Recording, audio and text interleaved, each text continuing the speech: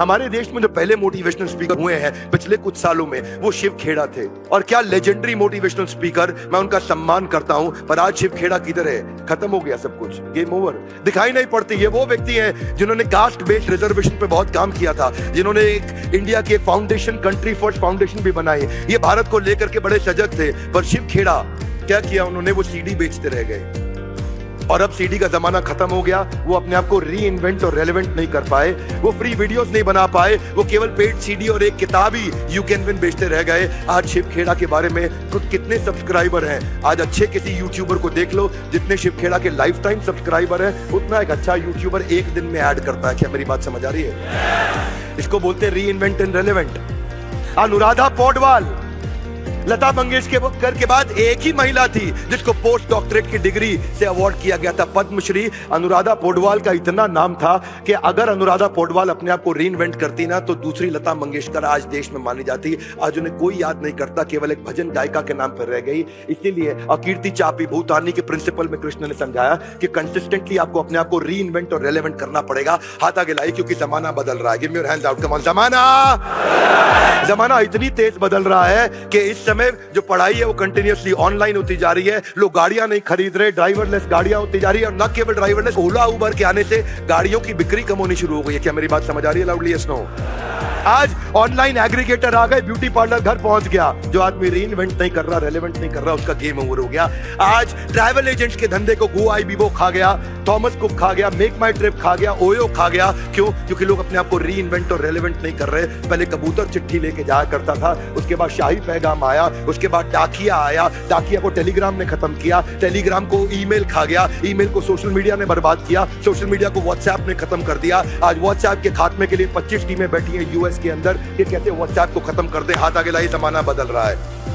Give me your hands out, come on. जमाना जिस speed से अपने आप को बदल लो, वही अर्जुन को कृष्ण ने बदला थोड़ी देर के अंदर। सबसे कठिन दौर के अंदर उस समय अर्जुन को बदला जिस समय युद्ध चालू हो चुका था, शंख बज चुके थे, तीर चल रहे थे।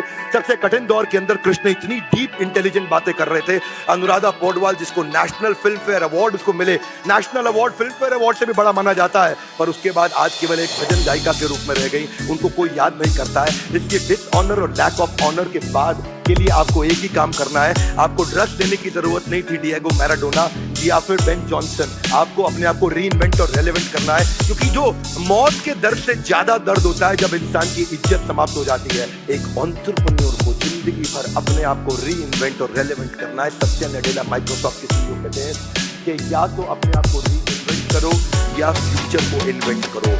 वही है एंटरप्रेन्योरशिप, इसके अलावा कुछ नहीं। क्योंकि जो आदमी वहीं रह गया और इंप्रूवमेंट साइकिल नहीं लेकर के आया, वो बर्बाद हो जाएगा। हाथ आगे लाइए, improvement cycle guys, one more time, little louder। क्या? Improvement cycle. Business is about being able to reinvent yourself और invent the future, nothing less nothing more. एक साथ 80s 90s में माधुरी दीक्षित और मनीषा कोइराला चालू हुई थी।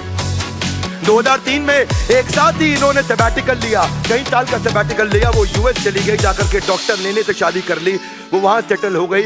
लेकिन माधुरी दीक्षित ने अपने पीक पे रिटायरमेंट सैबैटिकल लिया, उसने अपने डाउनफॉल पे लिया, उसकी पिक्चरें फ्लॉप हुई, उसको वापस कोई लेने नहीं आया। माधुरी दीक्षित जब वापस आई, टेलीविजन प्रोग्राम्स के द्वारा, इसके द्वारा, शोज के द्वारा, मूवीज के द्वारा अपने आप को रीइन्वेंट और रेलेवेंट करती रही। और क्या हुआ मनीषा कोइराला के साथ? वो शराब में डूब गई और उसका जो सम्राट दहल के साथ शादी हुई वो 2 साल से ज्यादा चली नहीं। कैंसर जैसी घातक बीमारी ने उसको बर्बाद कर दिया। उसके बाद मनीषा कोइराला कभी वापस नहीं आ पाई। माधुरी दीक्षित को आज भी लोग बड़े उत्साह से देखते हैं, सोशल मीडिया पे भी देखते हैं, टेलीविजन पे भी देखते हैं। और मनीषा कोइराला को उन्होंने शायद ये सोचा कि गुजरे वक्त की अभिनेत्री, अब उसका करियर और जिंदगी समाप्त हो चुकी है। एयरपोर्ट पे चलते हुए मनीषा कोइराला आपके बाजू से निकल जाए, कोई गर्दन घुमा के नहीं देखता है। और माधुरी दीक्षित का पता लग जाए कि वो आने वाली है, तो पूरा देश वहीं खड़ा होकर के इकट्ठा हो जाता है। इसको बोलते हैं reinvent and relevant.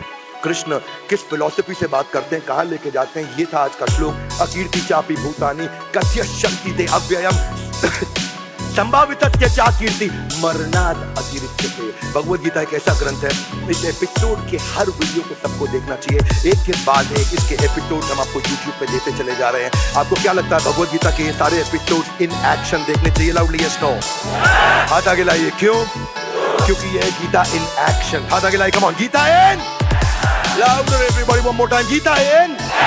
Gita को जीवन में कैसे उतारा जाए उसके बारे में एक एक श्लोक करके हम एपिसोड के बाद एपिसोड, एपिसोड के बाद एपिसोड, इसका एक भी वीडियो जीवन में मिस नहीं करना।